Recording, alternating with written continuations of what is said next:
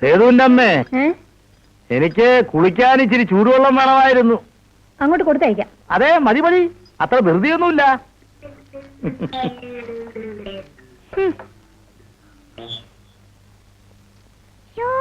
ഈ മുത്തച്ഛന് നാണമില്ലല്ലോ ഇങ്ങനെ നടക്കാൻ.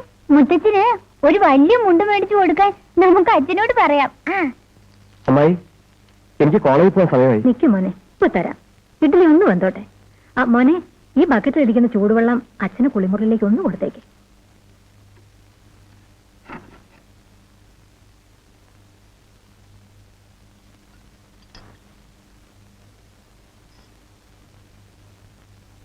അച്ഛാ, ചൂടുവെള്ളം. എടാ, കോളേജിൽ പോലും നീയാണോ ചൂടുവെള്ളം കൊണ്ടുവരുന്നത്? നീ വീട്ടു ജോലി ഒന്നും ചെയ്ത് ഭക്ഷണമാകണ്ട. കൊണ്ടുപോടാ, കൊണ്ടുപോടാ. എടാ, ഇവിടെ കൊണ്ടുവരാൻ കളിക്കുന്നോ? എവിടെ വെക്കണം? എന്റെ നെഞ്ചത്തോട്ട് വെച്ചേരെ. നെഞ്ചത്ത് വെക്കേണ്ട തീയല്ലേ? അത് ചത്തിട്ട് പോരെ അച്ഛാ.